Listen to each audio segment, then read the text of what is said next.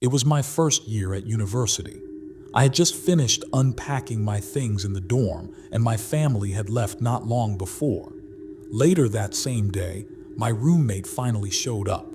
Almost right away, I could tell he was one of the most socially awkward people I had ever met.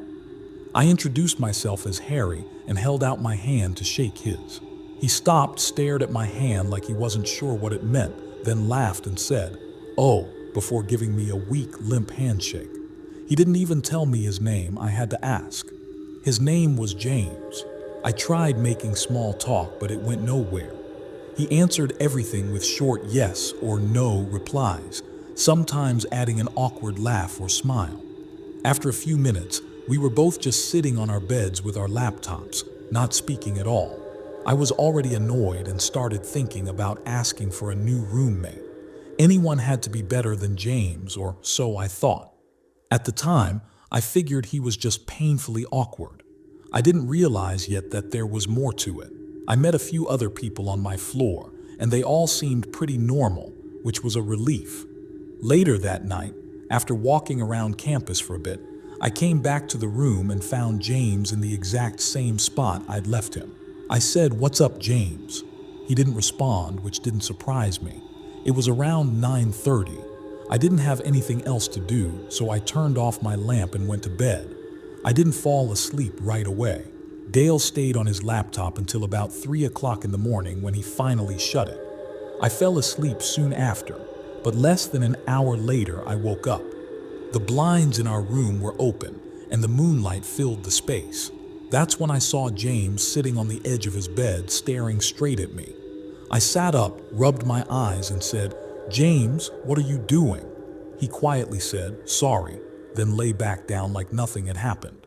The next morning, James was already gone when I woke up.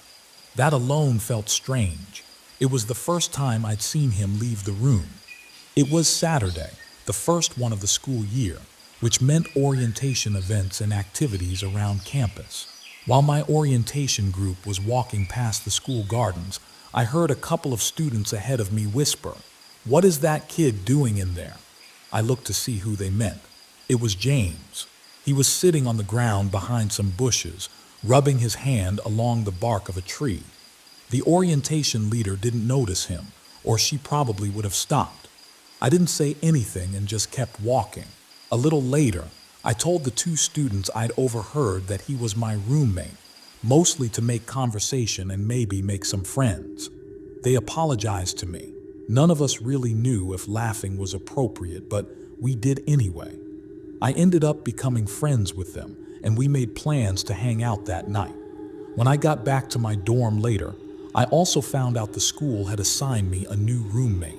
Things were starting to look a lot better. I left the room that evening to meet up with my new friends. When I came back later, James was sitting in the desk chair facing the door. I said, "Oh, hey, what's up?" He answered, "Nothing," in a flat, serious voice. I sat down on my bed and opened my laptop. That's when I noticed something was wrong. My laptop hadn't been locked and several of my emails were open. Emails I was sure I hadn't read yet. Some folders had been opened too. It didn't take long to realize what had happened. James had gone through my laptop while I was gone. When I asked him if he had touched it, he said no almost instantly, loudly, before I even finished the question. It was obvious he was lying. I knew it, he knew it, but I didn't push it. I got ready for bed, and when I reached for my clothes, I noticed they'd been moved around. Someone had clearly gone through them. I told myself I'd be out of that room by the next day, so I stayed quiet. Later that night, I woke up to the sound of a zipper. I sat up and saw James kneeling on the floor, digging through my bag. This time I turned on the lamp and confronted him. He looked at me and said, "I think you took my toothbrush by accident." It was the most clever thing he'd said so far, but I knew he was lying. I also knew something wasn't right with him, so I didn't try to touch or stop him. I just watched. The next day, I met my new roommate who was staying in the same building. Things went smoothly. That Sunday night, after actually having a normal conversation with him, he wasn't super outgoing, but he was nothing like Dale.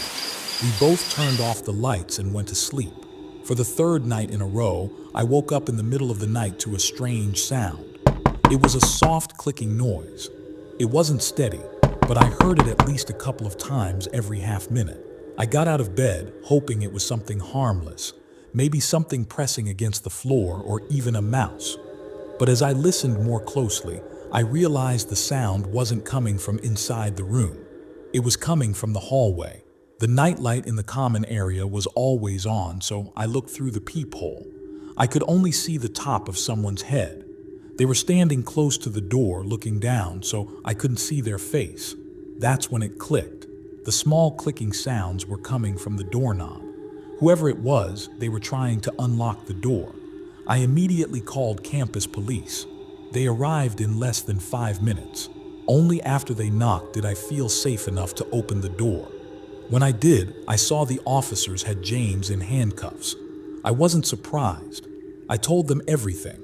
How he was my old roommate, how he had gone through my things, how I had switched dorms, and how he was now trying to break into my new room. They took him away that night. I never found out exactly what happened to him after that. He either got suspended or kicked out of school entirely. I finished the rest of my time at university like anyone else, but every now and then I still think about James and that night.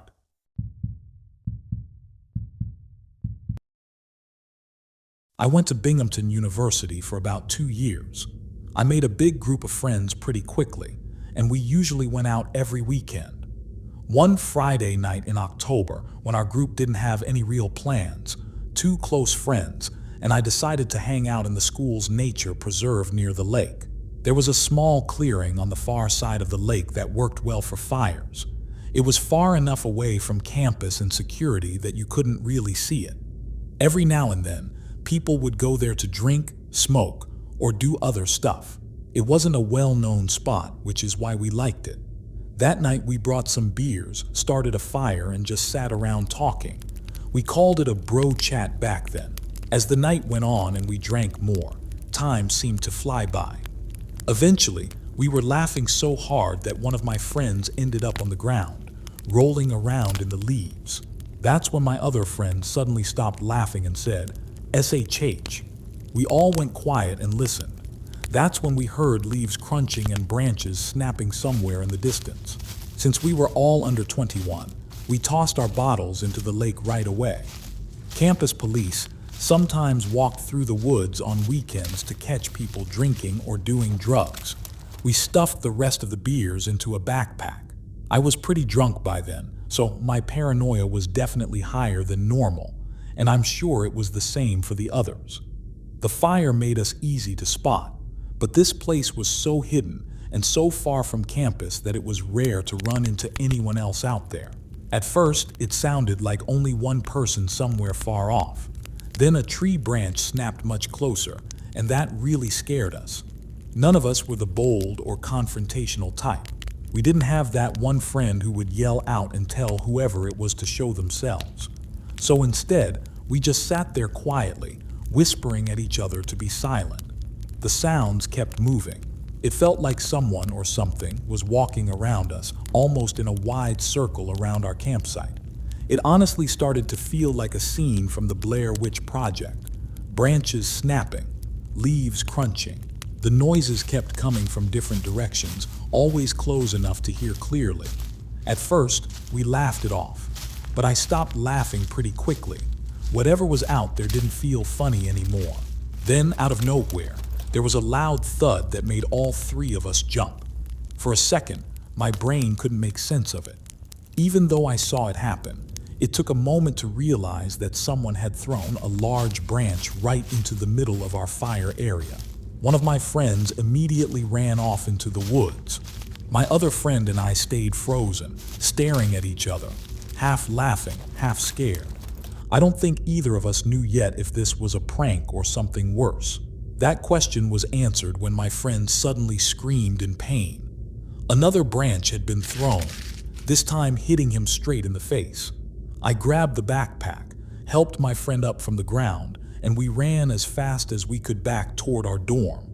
When we reached the road that separates the nature preserve from campus, we stopped for a second to catch our breath.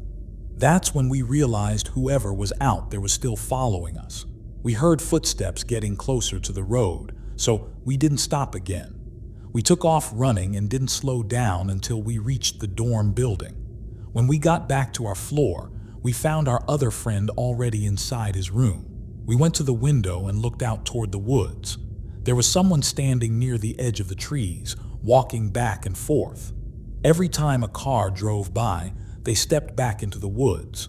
After a while, they disappeared into the trees completely, and we never saw them again. We ended up continuing to drink in the dorm room, and within 10 minutes, we were laughing about the whole thing. It didn't feel real anymore. It wasn't until the next morning that it really hit us how scary that night had been. After that, we never went back into the woods after dark. During my first semester of sophomore year, I had a single dorm room. It was located in the corner of the floor, somewhat separated from the other rooms. Because of where it was, you had to turn a corner just to see my door. I liked it that way. I could still hang out with friends on my floor and have people over, but when I needed quiet time to study or sleep, I had plenty of privacy.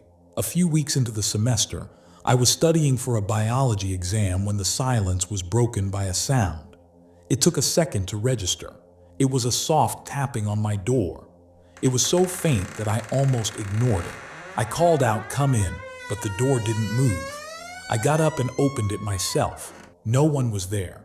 I stepped around the corner to look down the hallway, still no one. Someone was clearly messing with me. I went back to my room and kept studying, leaving the door open this time. Nothing else happened. The following night, just a few minutes after I turned off my lamp and got into bed, the tapping started again. This time it was louder, more like a knock. I asked, "Who's there?" The knocking stopped right away and no one answered. I jumped out of bed and opened the door. Once again, the small hallway outside my room was empty. I quickly walked the short distance to the corner and looked down the main hallway. There was no one there. The next morning, I asked a few people on my floor if they had been knocking on my door as a joke. Everyone said no. The night after that, I woke up after being asleep for about 3 hours. Someone was knocking on my door again, harder than before. I lay there, trying to decide if I should open it or not. This time, I worked up the courage and jumped out of bed, opening the door right away. Just like before, no one was there. But instead of standing around, I took off running down the short hallway outside my room.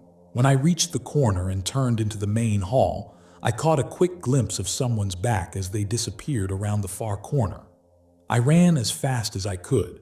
As I turned into the next hallway, the same one where I'd seen the person a moment earlier, I saw a door at the very end closing. It wasn't a dorm room door, it was the bathroom. At that point, I was done being scared. I pushed the bathroom door open hard and stepped inside. The lights were off. I flipped them on, fully expecting to see someone hiding in there. But the room was empty. My eyes went straight to the 2 bathroom stalls. Both doors were closed. I dropped down and looked underneath them. Under one of the stall doors, I could see a pair of heavy black boots. I took a slow breath and pushed the stall door open. The boots were there, sitting neatly on the floor, but there was no one inside them. Then I heard a laugh. It was a quiet, creepy giggle. It didn't sound like a child or a woman. It sounded old, like it came from a much older man, someone unwell. All the confidence I had a moment before disappeared. I was absolutely terrified. I ran back to my room, slammed the door shut, jumped into bed, and started texting every friend I could think of. No one replied. Everyone was asleep. Later that night, the knocking happened one last time. I didn't respond. I just stayed still and listened. It went on for about 30 seconds before it finally stopped. The next day, I talked to everyone on my floor. No one else had heard any knocking. Everyone swore they weren't messing with me. They all seemed honest. I still don't know who that person was or why they targeted me. But between the heavy boots and that laugh, I'm convinced it was an older man. And that's what still bothers me the most. This happened during the first week of school, my freshman year at the University of Iowa. I was just starting to feel comfortable around my roommate. He was set on rushing a fraternity, and while Rush Week officially started the next week, the parties were already kicking off on Thursday of that first week. He didn't want to go alone since it would be harder to meet people, so he asked me to come with him. I agreed without much thought. I had no interest in joining a frat, but I still wanted to go to parties. After all, I'd chosen a school known for that kind of scene. His plan was to hit one frat party on Thursday, then bounce between different houses on Friday and Saturday. That Thursday night, we were heading to what was probably one of the lowest ranked frats. I'm pretty sure it was underground. His reasoning was that it could be a backup option in case the better frats didn't give him a bid. The house was far from campus, tucked away in a rougher part of downtown. We pulled up to a corner house, and if it weren't for the loud music and all the cars parked outside, we never would have known it was a frat house. It honestly looked like they just picked the first house they could find. We knocked, and the door opened right away. A short, chubby guy stood there wearing a white t-shirt and holding a red Solo cup. His shirt was stained with sweat under the arms and around his stomach. He told us to come in. Inside, the party was packed into a single, dimly lit room. There were probably around 50 guys crammed into the living room. It was insanely hot, and to make it worse, I think I saw maybe 2 girls there, and neither of them looked remotely interested in being there. I gave the party about 20 minutes trying to talk to people, but every conversation felt awkward, one strange interaction after another.